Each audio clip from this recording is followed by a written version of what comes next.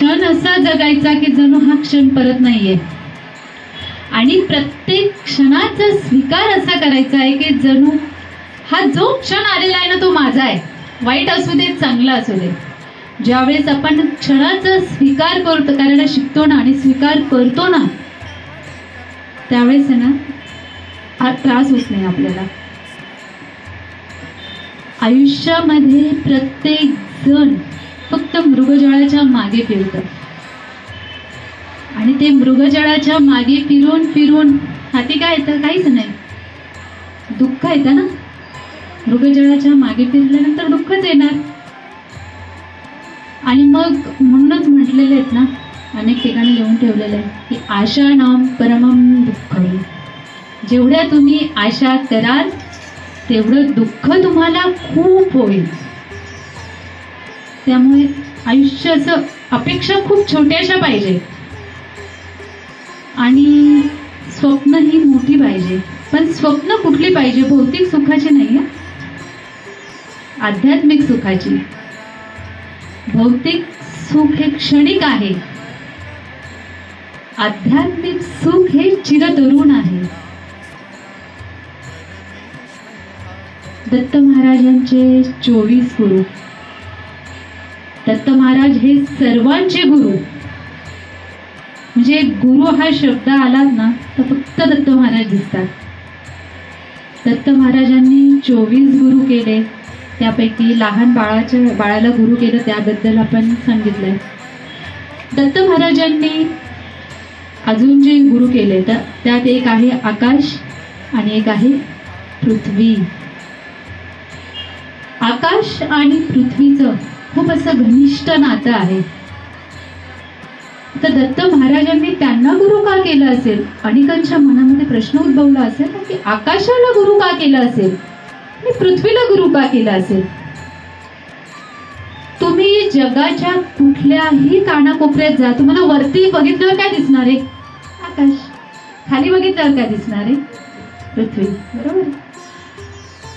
दत्त महाराज असं सांगतात की आयुष्य हे आकाशासारखं अथांग पाहिजे, सर्वत्र पसरलेलं पाहिजे, आहे त्या परिस्थितीमध्ये स्थिर पाहिजे. आकाशामध्ये सूर्य उगवतो, सूर्याचे अनेक झळा आकाशाला बसत असतील ना, आपल्याला चटके बसतात. आकाश आलतं का? पाऊस पडतो, गार वारा वाहतो. त्याचप्रमाणे आकाशाचा एक गुणधर्म खूप छान आहे, आणि तो गुणधर्म जर आपण आपल्या अंगीकारला ना तर आपलं आयुष्य जगणं खूप सोपं होऊन जाईल. ज्या ठिकाणी खूप सर्व छान आहे आकाश तिथेही असतं, आणि जो परिसर खराब आहे आकाश तिथेही असतं. आकाश भेदभाव करतो का की अमुक ठिकाण खराब आहे म्हणून मी तिथे थांबणार नाही? भेदभाव नाही करत. तो सर्वत्र एकसारखं व्यापलेला आकाश आहे. त्यामुळे दत्त महाराजांनी आकाशाला गुरु केले की प्रत्येक मनुष्याने आकाशासारखं आयुष्य जगलं पाहिजे, जो सर्वत्र पसरलेला पाहिजे, आहे त्या परिस्थितीमध्ये, आहे त्या प्रसंगामध्ये स्थिर राहिलं पाहिजे. आकाश कसं आपल्याला स्थिर दिसतं ना, सर्वत्र व्यापलेलं दिसतं आकाश. चारी बाजूला चारी दिशांना आकाश व्यापलेलं आहे. त्याचप्रमाणे पृथ्वीचा गुणधर्म त्यांनी काय घेतला माहिती? सहनशीलता. पृथ्वीमध्ये प्रचंड सहनशीलता आहे. पृथ्वीवर सर्व मनुष्य राहतात ना, अनेक गोष्टी पृथ्वी सहन करत असते. किती जण पृथ्वीवर घाण टाकतात, किती तिच्यावर सगळं कोणी खोदकाम करतात, किती ती यातना सहन करते पृथ्वी. पण ती किती सहन करते सगळ्या गोष्टी? तिचं आपलं काम थांबवते का? दत्त महाराज म्हणतात की सहनशीलता ही पृथ्वीसारखी अंगामध्ये पाहिजे, आणि आपलं मन जे आहे ते आकाशासारखं पाहिजे की त्या मनामध्ये आपल्याला सर्व सामावून घेता आलं पाहिजे, सर्व व्यक्तींना सामावून घेता आलं पाहिजे, सर्वत्र त्या मनामध्ये व्यापून राहिलं पाहिजे. म्हणजे त्या आकाशासारखं आपलं मन अगदी नितळ पाहिजे, स्वच्छ पाहिजे. आणि आपल्या आयुष्यामध्ये कितीही संकट येऊ दे, कितीही याचना येऊ दे, सहनशक्ती ही तीव्र पाहिजे. त्या पृथ्वीसारखी सहनशीलता एकदम पक्की पाहिजे, तीव्र पाहिजे.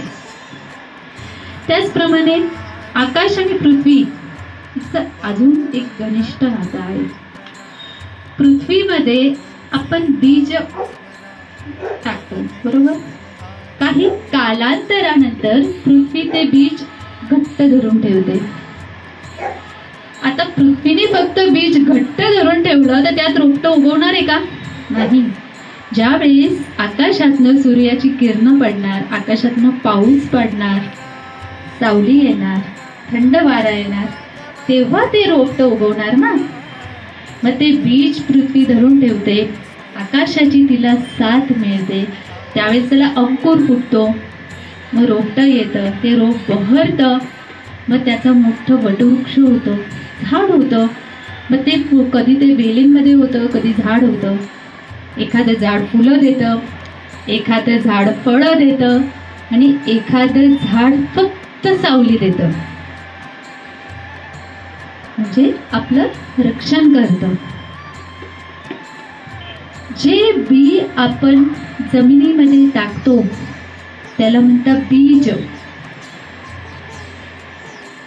हेच बीज आहे मंत्रांचं, म्हणजे बीज मंत्र. बीज मंत्र हा जसं आता सांगितलं की रोपटं उगवतं, त्याप्रमाणे बीज मंत्र काम करतो. प्रत्येक दैवताचा बीज मंत्र आहे. बीज मंत्र बियासारखा तो रोवलेला, बी सारखा तो आपल्याला घट्ट धरून ठेवतो आणि त्याचं रोपटं आपल्या मनामध्ये उगवतो आणि त्याचं फळ हे निश्चित देतो. तसं गायत्री मंत्र हा बीज मंत्र आहे. त्याचप्रमाणे स्वामी समर्थांचा ओम राम श्री स्वामी समर्थाय नमः हा स्वामी समर्थांचा बीज मंत्र आहे. या बीज मंत्राचा आपण जेवढा जास्त उच्चार करू ना, त्याप्रमाणे ते बीज जसं जमिनीने कसं घट्ट धरून ठेवले सुरुवातीला, तसं आपलं मन त्या बीज मंत्राला सुरुवातीला घट्ट धरून ठेवतं. जसं तो मंत्र आपला वाढत जातो तर त्याचं थोडंसं रोपटं उगवतो, अजून आपला बीज मंत्र वाढत जातो, ते बहरत जातं, अजून बीज मंत्राची साधना वाढत जाते, तेव्हा त्याचा वृक्ष होतो आणि नंतर त्या वृक्षाला फळं, फुलं किंवा सावली देतात. याचा अर्थ काय? अध्यात्मामध्ये आपली प्रगती होते. मी मागच्या प्रवचनामध्ये सांगितलं होतं की प्रबोधनामध्ये सांगितलं होतं की मनुष्याचा जन्म हा भौतिक सुखासाठी नाही झालेला आहे. हे भौतिक सुख हे क्षणाच आहे, एकटा येणार आहे, एकटा जाणार आहे. जो आत्मा आहे ना, तर आत्म्याला जे तेज आणतं, चैतन्य देतं, ते बीज मंत्र देतं. त्याचप्रमाणे बीज मंत्राप्रमाणेच श्री स्वामी समर्थ हा षडाक्षरी महाराजांचा मंत्र होतो, खूप जास्त पॉवरफुल. ज्यावेळेस तुम्ही संकटामध्ये असाल ना, तर ते आर्त मनातून श्री स्वामी समर्थ म्हणा. अडचणी अशा क्षणात लांब होतात. मला आज एका जणाने खूप छान अनुभव सांगितला. ते म्हणाले की ताई, मला भाजी रोज खारट व्हायची, माझा एकही दिवस गेला नाही की माझी भाजी खारट होत नव्हती. मला समजायचंच नाही माझी भाजी खारट का होते. मग मी ठरवलं, मी काय करायची, मीठ टाकताना म्हणायची श्री स्वामी समर्थ. मीठ अगदी व्यवस्थित पडतं, भाजी पण छान होते.